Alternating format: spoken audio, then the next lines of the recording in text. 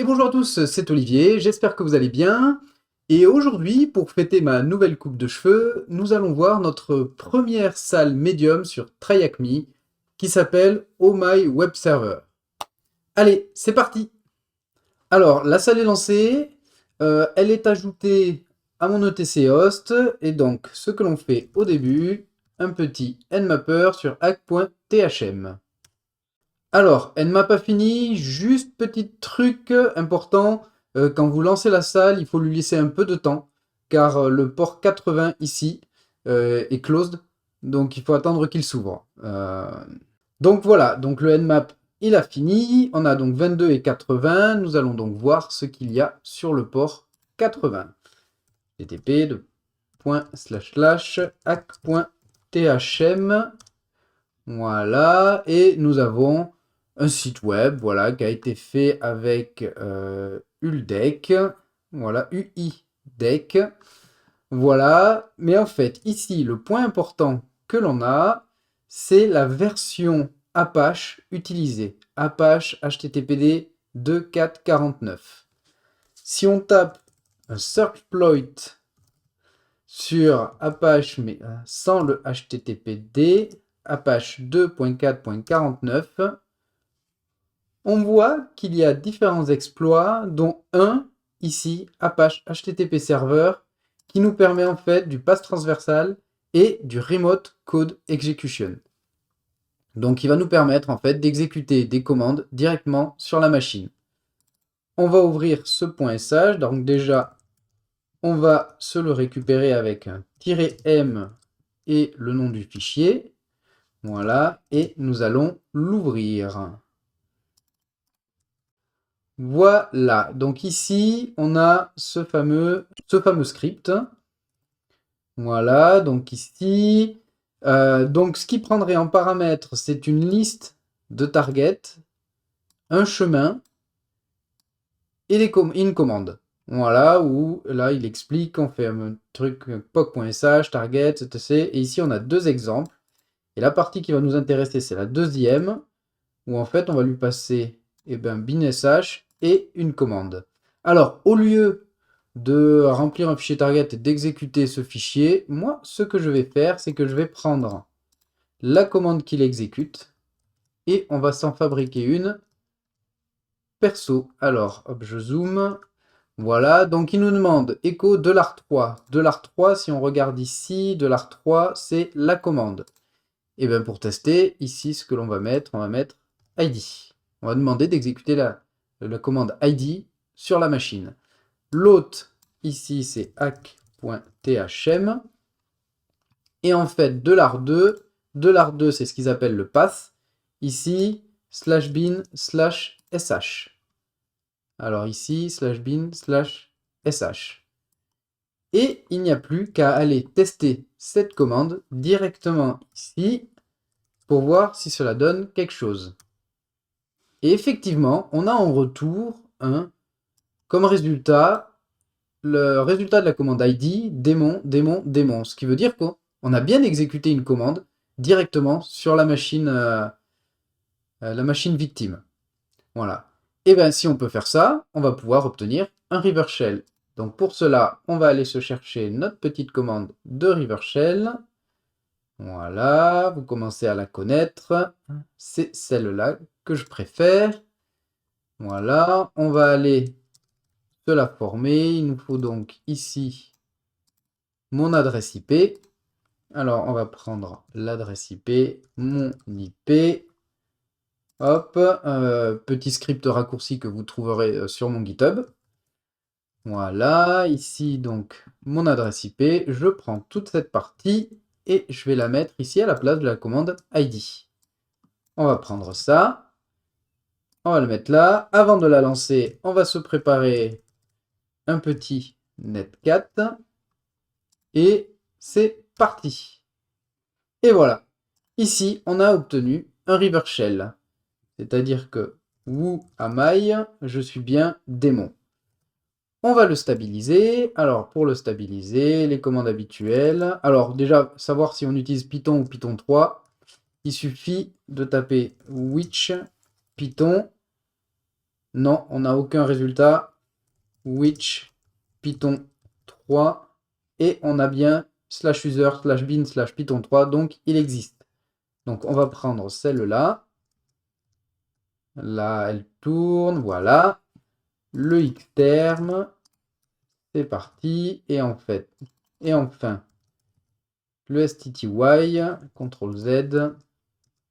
Voilà, on va y mettre aussi le petit alias. Voilà, donc ça, on n'en a plus besoin. Ça, on va zoomer un peu. Voilà, donc ici, on est sur la machine. Maintenant, reste... alors, on est sur une machine. Mais il y a une feinte. On le remarque déjà au nom de la machine, où c'est une suite de caractères. Et aussi, en faisant un ll sur slash, on a un fichier docker env. Ça veut dire qu'en fait, on est dans un conteneur Docker. Donc maintenant, le but va être, bon, outre trouver les flags, ça va être de devenir root sur cette machine Docker, ce qui va nous permettre en fait d'avoir le premier flag. Et une fois que c'est fait, de sortir de ce Docker pour arriver sur la machine hôte. Et là, on obtiendra le deuxième flag. Alors, déjà, devenir root. Pour cela, ce que l'on va faire, c'est qu'on va se mettre dans /temp et on va aller uploader linpiz. Alors, upload, il est où mon linpiz? Upload linpiz, voilà, on va prendre cette commande. Et là, ça ne marche pas. Pourquoi? Parce que wget n'est pas dans ce conteneur. On peut par contre utiliser curl. Curl doit y être. Si je tape curl, effectivement, on nous dit qu'il y est. Si je tape which curl, il y est. Donc on va utiliser curl au lieu de wget. Pour cela, je prends juste mon URL. Je fais un curl de mon URL, -o, et on va l'appeler lin.sh. Voilà, si on regarde dedans, on a bien récupéré lin.sh. Donc, on le met en exécutable. Voilà, et on le lance. Voilà, linpiz a fini. On va zoomer. Donc, dans le défilement, on a vu une partie très intéressante, c'est celle-là. On voit qu'il y a des capabilities sur Python, où il a le cap setuid plus EP de CT. Ce que l'on va faire, c'est qu'on va aller voir sur GTFOBin pour le Python. Alors, Python, et on voit que dans Python, il a une section Capabilities. Si on regarde dessus, on nous explique que si la capability cap setuid est CT, alors on peut faire de l'élévation de privilèges avec cette commande. Ce qui est le cas, cap setuid est bien ici défini pour Python. Donc on va prendre cette commande-là. Je vais remonter là-haut, voilà, ici, et on va taper le reste de la commande pour élever nos privilèges. Et là, effectivement, si je tape who am I, maintenant, je suis root. Je suis root dans le conteneur Docker. Ce qui nous permet d'aller dans /root, ls, et d'avoir un petit cat user.text, d'obtenir notre premier flag. Voilà. Prochaine étape, arriver à sortir du conteneur. Alors, pour cela, je vais me remettre comme ça.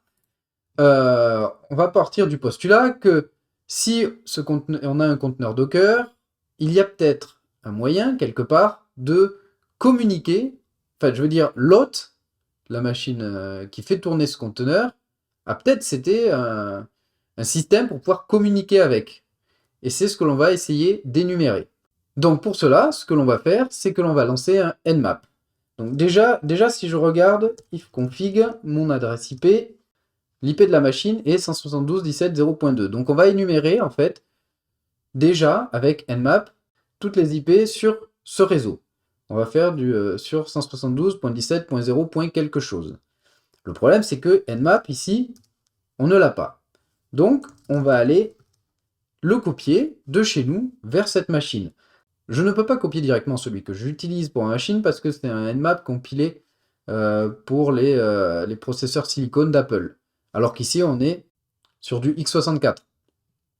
On est sur de l'AMD 64 et pas sur de l'ARM.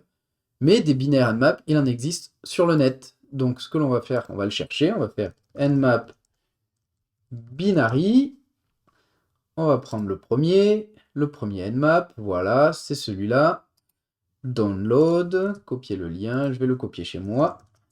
Voilà, je prends ce Nmap. Et je vais avec mon script d'upload, et je vais l'uploader, voilà, sur la machine. On le refait avec un curl tag-o nmap. Voilà, chmod plus x nmap. Si je regarde ls, il y est. Donc ça, j'en ai plus besoin. On va rezoomer. Voilà. Et bien là, ce que l'on va faire, déjà, on va lister la machine toute sur ses réseaux. ./nmap -sn, où je veux juste en fait qu'il me liste toutes les machines du réseau sans aucune autre analyse. Sur le 172, on avait dit .17.0.0/24 pour faire varier en fait que ce dernier numéro en fait, que les derniers bits de cette adresse IP. Et c'est parti. Voilà, ça a été rapide. On peut voir que le nmap scan report for, là, on a ici notre machine, que l'autre est up. En revanche, ici, on nous donne un autre, un nmap scan report pour 172.17.0.1, qui n'est pas celle sur laquelle on se trouve. Donc on peut supposer que cette IP, c'est celle de la machine hôte. Et donc ce qu'on va faire, c'est qu'on va énumérer tous les ports qui seraient accessibles, ouverts sur cette machine. Pour cela, on va faire un ./nmap. Donc on veut tous les ports de cette machine. Alors, si je la lance comme ça, c'est ce qui, moi, c'est arrivé quand je l'ai fait, il y en a pour une bonne demi-heure. C'est trop long. Et donc après, en fait, une fois que je finis une machine, je regarde ce que les autres ont fait, et j'ai découvert un petit paramètre qui permet en fait d'accélérer le processus. C'est -min rate que l'on va mettre à 700. En fait, ça veut dire le nombre de requêtes minimum par seconde que Nmap va envoyer à la machine. Quand c'est trop élevé, on peut en perdre. Seulement là, ça va nous aider à réduire le temps d'une trentaine de minutes, à avoir un Nmap qui ne va durer que, allez, 4 minutes. Donc ça nous évitera de perdre du temps. Allez, c'est parti. Non, alors, je l'ai arrêté. On va la relancer parce que on va rajouter un autre paramètre, le -vvv, pour avoir quelque chose de très verbeux et de voir ce qui se passe au fur et à mesure. Voilà, le Nmap a fini. Il a fini en 4 minutes et quelques, ce qui est pas mal comparé aux 30 minutes. Et on voit qu'il nous a trouvé un port 22, le port 80, ce qui est normal. Voilà, mais deux autres ports, 5985 et 5986. Et ce 5986 est ouvert. Donc, on va prendre ce port et on va voir ce que l'on trouve dessus sur Google. Alors, on met port machin, voilà, et on voit en fait que c'est un système Windows qui nous permet en fait de faire du management à distance, Microsoft Windows Remote Management. On va voir s'il existe des exploits dessus sur GitHub. Et effectivement, on voit qu'en fait, il y a un CVE derrière ce port qui s'appelle Oh My God. Si on va voir ce qu'il y a dedans. On voit ici, donc voilà, c'est du Microsoft Azure, OMI Application, Gets Installed Automatically, blablabla. Et on a une partie PowerShell et une partie Python qui va nous intéresser et qui en fait va nous permettre d'exécuter des commandes via ce port. Et donc, comme il est ouvert sur notre Docker, ça va nous permettre de les exécuter sur la machine hôte. Et bien, on va essayer ça. Donc, on va récupérer la version Python, comme on est sur du Linux là. Voilà. Je prends cette URL. Je me remets chez moi. wget. Voilà, le CVE et upload CVE. Voilà, on va récupérer ça et faire un curl dessus. Là, tirer O, on va l'appeler ext.py. ls, on l'a bien récupéré. Ça, on n'en a plus besoin. On va regarder comment elle s'exécute. Donc, ./ext.py. Ensuite, les commandes. On a la partie Python. Voilà, là, Python. Alors non, pas /. On va faire Python 3, parce qu'on sait qu'ici c'est du Python 3. ext.py. Ensuite, il nous faut -t, l'hôte. Donc, -t, on avait dit, on l'a par là, quelque part. Je l'ai où? Ici. Là, 172.17.01. 172.17.01.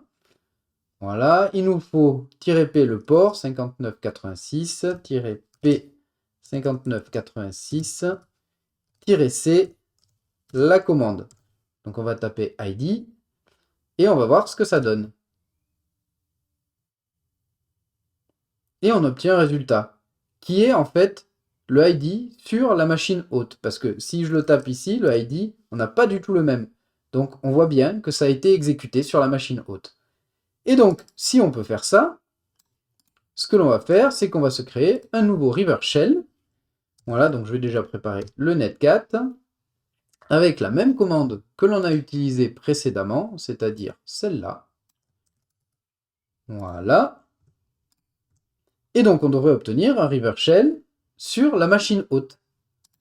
Je le lance et effectivement, ici, alors, on va la zoomer, faire un petit clear, ça marche. Non, clear ne marche pas. Ah ouais, parce qu'il n'est pas stabilisé, mais si je tape ID, je suis bien root sur la machine hôte.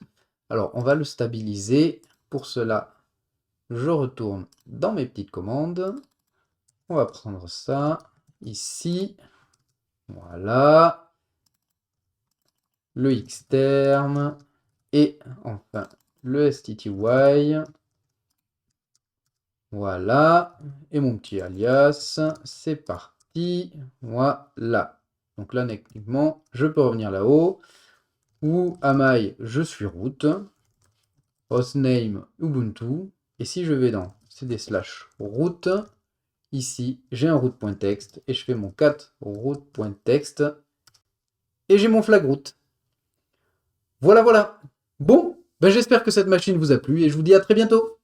Tchuss!